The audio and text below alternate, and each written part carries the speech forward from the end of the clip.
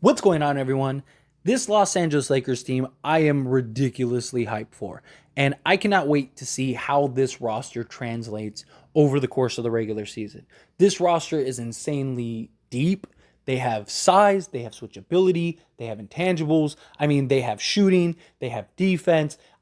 They have everything you want from a championship contending roster. But I want to kind of have like an open conversation and discussion. And of course, I want to hear your thoughts and opinions down in the comments below about how much better do we think this Lakers team is going to be compared to last year's team and the rest of the league. Now, obviously, free agency isn't over. There's Zach LaVine, who's still on the market. Supposedly, teams are in deep conversations to acquire him. He may end up having an impact if Damian Lillard goes to Miami. What other player comes out of the woodworks, right? Does DeMar DeRozan end up going somewhere, right? There's a lot of things that still are in play, and maybe we'll have like a part two to this at some point. And the Lakers themselves, right? We still have two open roster spots. The Lakers are looking for a center. What center do they get? There's still a lot of variables that are going to be in play. But I do think that outside of some like landscaping type trade, I don't think that anything is going to be that far different, right? Now, you can make an argument for maybe the Phoenix Suns, right? How will Bradley Beal work with that roster? But again, I like the Lakers matchup against that. The one issue the Lakers ran into was just a bigger team. They, at the trade deadline, got more size. They got bigger.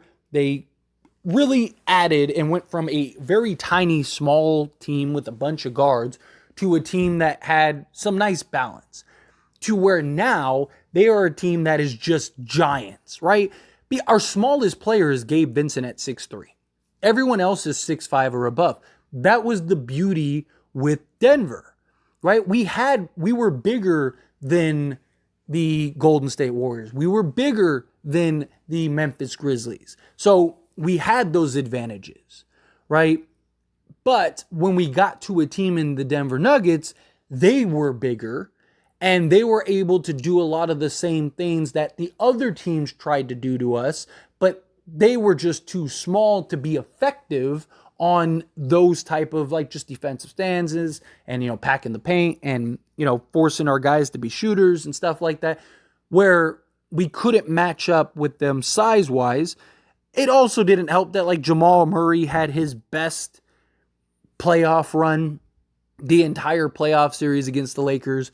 Jokic and Murray were just hitting ridiculous shots. Like the Lakers still very likely could have won that series had somebody else just stepped up, or even if we didn't have a one-legged LeBron, who knows how that series goes, right? Does that become different? But that's neither here nor there. What happened. Denver, they ran through us. They beat us in 4 games. It is what it is. But I do look at this Lakers roster, and this Lakers roster stacks up so much better to Denver because now we have the size to match, right? And I know people don't want like the 3-guard lineups. Lakers love the 3-guard lineups and stuff. Every team in the league runs 3 or 4-guard lineups. Name me one team that doesn't run 3 or 4-guard lineups. All of them do. Even Denver ran 3 or 4-guard lineups. They had lineups where they had Murray and Pope and Brown, right? Sometimes they had lineups where they had those 3 and then they would have Braun on the floor. Denver went small, right? Like when Jokic was out of the games, what did they do? They'd put either Jeff Green or they would put Aaron Gordon at the 5. The difference is that our guards were like 6'1" and like Dennis Schroeder, and then D'Lo at 6'5", who's not a good defender, and then Austin Reeves, who's a good but not great defender at 6'5", and you look at theirs and it's like, okay, well their guards are all 6'5", 6'6", this guy 6'6", 6'7", like. And then even guys like Michael Porter Jr., who's playing the small forward position, he's 6'7", 6'10", right? And you look at that and you're like, okay, how do the Lakers match up to that? And they were just overwhelming at times. And then you only really had Anthony Davis to throw at Jokic. Yes, Rui had some success. LeBron at times had some success, but they're undersized. Jokic just would go over the top of them. And we also didn't really have anybody that could guard Murray. Like, yes, Jared Vanderbilt, we could throw on Murray. Problem is that Jared Vanderbilt was a big liability on the offensive end. So it's like you're getting zero offense from him. And yes, he's defending Murray, and he's our best bet to defend Murray. But the problem is that Murray's still killing us. So it's like, do we just kind of let him kill us and then try to go offensively? And nobody was stepping up. And it's like, what do we do? Where now you look at this roster and you look at our starters, but you have so much changeability, right? And I'm not saying like you need to solely worry about one team, right? But the Lakers did what they did for Denver. I mean, even Rob Pelinka said as much. He said, we ran into a team that was just bigger than us, so we wanted to make it an emphasis to get to that size, to get big, defensible, versatile, 3-and-D style players. And the Lakers did that. You have D'Angelo Russell, you have Austin Reeves, you have LeBron James, you have Rui and Anthony Davis. This very likely is going to be the starting five. But here's the thing. You have changeability based on matchups, right? If D'Lo is having a bad series, you could just move Reeves to the point and put like Prince in at the 2. And now you got a 6'7" guy at the 2 guard. Or you could go Gabe Vincent at the point and have that. If Austin Reeves is having a bad series, right? You could just go, like I said, you could move D'Lo to the point or to the shooting guard and put Vincent at the 1. Or you could go Prince, like I said, at the 2. Or, you could go really big and go Cam Reddish at the 2. Or if, Max Christie is killing it, you could have that. If Rui is having a rough series and he can't really defend or something happens, got Jared Vanderbilt, you got Taurean Prince, you got Cam Reddish, right? Like you have so many options. You could go bigger, right? If we're playing the Minnesota Timberwolves, hey, Rui, sorry, you're going to have to come off the bench. We're going to go Hayes and Anthony Davis, right? And now we match with Cat and Gobert. We didn't have that in last year's roster, right? We didn't have different versatile lineups. We had basically 7 guys, and that was it, right? We were small on the front court side. We got bigger on the perimeter, which was nice, and like Rui Hachimura and Jared Vanderbilt. But still, it was like if one of them aren't having a good game, what do we do? Right? If Rui isn't shooting 60% from 3, what do we do? Well, now it's like, okay, well, let's throw out Taurean Prince and see if he can get going. All right, well, let's throw Maxwell Lewis, who's 6'7", out there, who is just a crazy athlete and great athleticism and can defend. Okay, let's see what he can do. All right, let's throw, let's move Anthony Davis to the 4 and throw, Hayes out there at the 5. It makes for just such a easier go around, right? We're now, say we're playing Denver and Anthony Davis is out of the game and they move Gordon Hayward to the 5. Gordon Hayward now has to deal with Jackson Hayes, who, Jackson Hayes, don't get me wrong, is not some like offensive just savant, but he also is a true center with good athleticism, is a great pick and roll defender, and would be a problem for Aaron Gordon. Aaron Gordon, when he has to guard Rui, it's a favorable matchup, right? He has to guard LeBron James. That's a favorable matchup. I'm not talking about saying like he can shut them down or that, but he's their size, right? So there's not an advantage really. But with Jackson Hayes, it's like now he has to guard and defend a guy that's, 6'11", and has athleticism and can match him and be physical and be a lob threat. That's a big difference, right? When they do go with those 3-guard lineups, we can match their 3-guard lineups as we tried to do, but we can do it in a multitude of ways, right? We can go D'Lo, Reeves, and Christie, or D'Lo, Reeves, and Prince, or D'Lo, Reeves, and Vincent, or, Vincent, Prince, and Reeves. Like, you have so many different variables and so many different options to where if D'Lo disappears, okay, well, we got Gabe Vincent. 6'3" can defend, right? You can throw him on guys. Okay, like, he's getting killed. Put Prince on Murray. 6'7", good size, good wingspan, good foot speed, can keep up with him, can defend him. Okay, Jared Vanderbilt, you're out. Let's go. Get out there. We're going to throw you on Murray, and now we'll put Prince at the 2.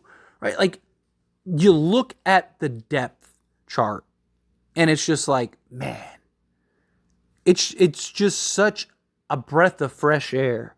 We are one of the biggest teams in the league now.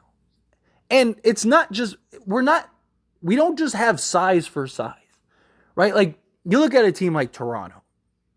They just snatch, like, if you're 6'7" and above, they're just taking you, right? And it's like they have a bunch of these sizable wings and guys, but they just almost have them just to have them.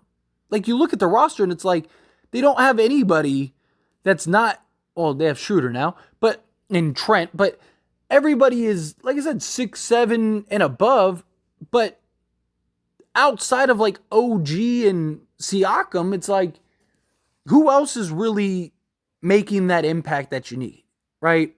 They're just big for big. And for those that may disagree on that, what has Toronto done? Obviously, it's not working. So something's going on there. But you look at the Lakers, and it's like, okay, Taurean Prince, 6'7", but he's 38% from 3. Cam Reddish, he's had his struggles, 6'8", 6'9", but how does he look with the team that's really giving him an opportunity?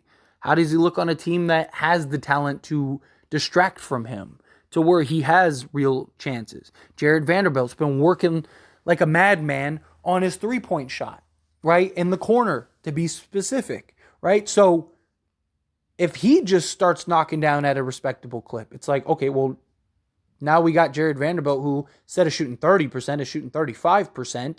And it's like, all right, like, we're in business, right? Like, let's go. You have Rui. You have LeBron. You can now move AD to the 4 and put Hayes in at the 5. I imagine the Lakers go get another center. You could, if depending on who that is. If the Lakers end up getting Christian Wood or something like that, just gives you another, 6'10" guy, sizable guy, right? Like, it's so far different. So yes, I do believe this Lakers roster is much better, right? And you've seen the argument, right? Like, you got guys on ESPN and stuff that are like, oh, like, people are acting like the Lakers had this just the world's greatest offseason. No, that's not what anybody thinks. Nobody thinks the Lakers went and got Giannis and Embiid in the offseason.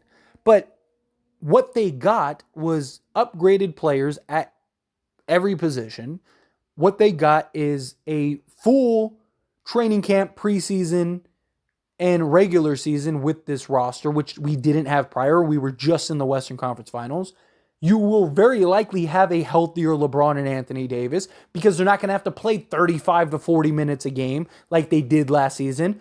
You're also not going to start the season 2-10, or you shouldn't, right? Start the season 2-10, where all season it's an uphill battle and climb, and every game is like a game 7. You got a bunch of players that fit in or look to potentially fit in seamlessly. You're going to have Darvin Ham, who was very solid as a head coach, despite what many feel otherwise, who's now going to have another year under his belt and should be better. You're going to have these guys who you got an upgrade over Schroeder. I mean, you can make an argument that maybe Schroeder is better than Gabe Vincent. Sure, if you want to make that argument, that's fine. But Gabe Vincent's going to be more consistent, right? Like, maybe Schroeder's upside is higher. Like, when Schroeder is on, he's on, right? And that dude's easily 20 points. But Gabe Vincent, he's consistently going to give you the same level of defense. He's bigger, but he also is a better shooter and isn't going to get played off the floor like Schroeder did at times. That's valuable. That's important, right? And Gabe Vincent was just the starting point guard in an NBA Finals team and actually played better in the playoffs than he did in the regular season, a la Rui Hachimura, a la Austin Reeves. Speaking of those two, you're going to have a full season with Rui Hachimura, who has continued to work with Phil Handy, and we already saw what Phil Handy was able to do with him in like a month. You're going to see a full season of that. And then you have Austin Reeves' emergence in the back half of the season and the playoffs. You're going to get a full season of that. And our backup big was Tristan Thompson and Winning Gabriel because Mo Bamba was hurt the entire time. Well, now we got Jackson Hayes. That's an upgrade there. Taurean Prince. We didn't have a Taurean Prince on our roster. We didn't have a Cam Reddish on our roster. Yes, they're small moves, but sometimes the small moves and the marginal moves are the ones that make the biggest factors. How many times have we seen a role player or several role players go to a roster and all of a sudden they're a championship team or they're in the finals or it happened with the Lakers, right? It happened with the Cavs with LeBron, right? When they traded their entire roster, got a new roster, and then they were in the finals, right? Like, role players absolutely make an impact, especially when they're the right pieces with the right fit, the right system, the right everything. The hardest and most challenging thing, in my opinion, is Darvin Ham having to figure out and navigate all this because the Lakers are ridiculously deep, and he's going to have to find minutes for everybody, and he's going to have to get everyone to buy in. He's going to have his hands full. Absolutely, he's going to have his hands full. It's going to be tough, but I absolutely believe that he is more than well equipped to do that. I mean, he got Russell Westbrook to buy in as the sixth man and play defense. This guy, you can't. There's no way you can tell me that this guy is capable of getting everyone to buy into the team. I absolutely think he will, and then he just got to figure out, how do I manage this? What is my rotations?